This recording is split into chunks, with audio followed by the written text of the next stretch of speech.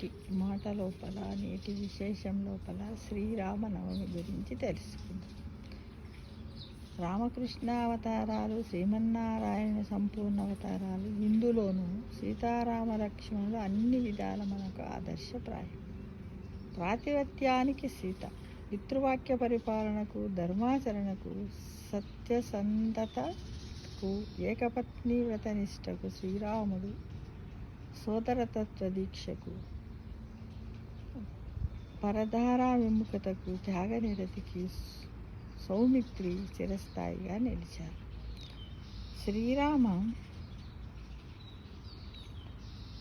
శ్రీరాముని దివ్య చరిత్రను కీర్తించిన వాల్మీకి ప్రపంచ వాంగ్మయంలో ఆదికవిగా, శ్రీమద్ రామాయణము ఆదికావ్యముగా ఆరాధ్యమూర్తులు. శ్రీరాముని వంటి ఉత్తమ గుణ సంపడు మరొకడు లేడని వాల్మీకే కాదు, విశ్వమంతా ముక్తకంఠంతో కీర్తించి ప్రశంసించింది. ఆ మహాగుణ సంపద దేశకాలాలకు అతీతంగా సృష్టి ఉన్నంతకాలం స్థిరంగా ఉంటుంది. సద్గుణ సంపదతో ప్రజలను సంతోషపెట్టువాడు గనక ఆ మహాత్ముడికి రాముడన్న పేరు సార్థకమే. ఈ రెండు శక్తులున్నవారు రాముని వలె ఆదర్శవంతులు, ఆరాధ్యమూర్తులుగా రాముడు భారతీయులకే కాదు మానవ జాతికి ఆదర్శం. మానవ జాతిని తీర్చిదిద్ది ధార్మిక జీవనం ఎంత మహోన్నతమైనదో, ఎంత విశిష్టమైనదో, ఆదర్శవంతమైనదో తన ప్రవర్తన ద్వారా నిరూపించిన మహాత్ముని జన్మదినమే శ్రీరామనవమి. ఇదే శ్రీరామ జయంతి. ఇట్టి వారి జయంతులు జరుపుకొని వారి జీవితాన్ని మననము చేసుకొని అందరి సత్యధర్మాలు ఆదర్శంగా స్వీకరించి యథాశక్తిగా దీక్షతో ఆచరిస్తానని దృఢప్రతిజ్ఞ చేసి ఆచరించడానికి ఫలము దక్కుతుందని ప్రసాదాన్ని స్వీకరించి తృప్తి పడితే చాలదు. చైత్రశుద్ధ నవమి నాడు ఆచరించే శ్రీరామనవమి యందు పునర్వసు లేదా ముందటి పుష్యమైనా ఉంటుంది. సౌరమానము రీత్యా ఆచరించే శ్రీరామనవమి కూడా కొన్ని వేళలో వైశాఖ శుద్ధంలో రావడం వల్ల ఆ దినము ఆశ్లేష మక పుబ్బల్లో ఏదో ఒకటి అయి ఉంటుంది. అంతేకాని పునర్వసు లేదా పుష్యమి అయి ఉండదు. సామాన్యంగా భారతీయులందరూ శ్రీరామనవమి యథాశక్తిగా ఆచరిస్తారు. ఇతర పండుగల మాదిరిగానే అనేక భక్ష్య భోజ్యాలతో విందు భోజనాలతో ఈ పండుగను నిర్వహిస్తారు. కేవలము బెల్లము, పానకము, నీరు, మజ్జిగ, పెసరబేడల, వడపప్పు మాత్రమే నివేదించి స్వీకరిస్తారు. శ్రీరామనవమి చైత్రంలో వస్తుంది. ఇది మంచి వేసవికాలం. ఎండవేడిమికి శరీరం నిర్వీర్యమై జీర్ణశక్తి సరిగా సరగదు. వసంత ఋతువునందలి సూర్యకిరణాల వేడిమి కలిగి జఠరాగ్నిని మందగింపజేస్తుంది. ఇందువల్ల శరీరంలోని పొటాషియం, సోడియం లవణాలు తక్కువ అవుతాయి. ఇది ఆరోగ్యానికి ప్రతిబంధకమవుతుంది.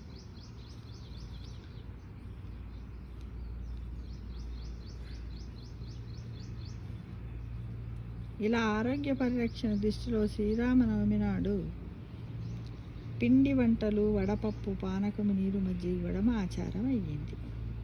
ఇక ఆచరణ విధానం. శ్రీరామనవమి నాడు ఉపవాసం చేసి పూజాధిక్యం నిర్వహించి రాత్రి జాగరణ చేసి వ్రతగంధాలు చదువుతారు. రామభక్తులు యథాశక్తిగా వారికి భజనలు చేస్తూ వారిని నామస్మరణం చేసుకుంటారు.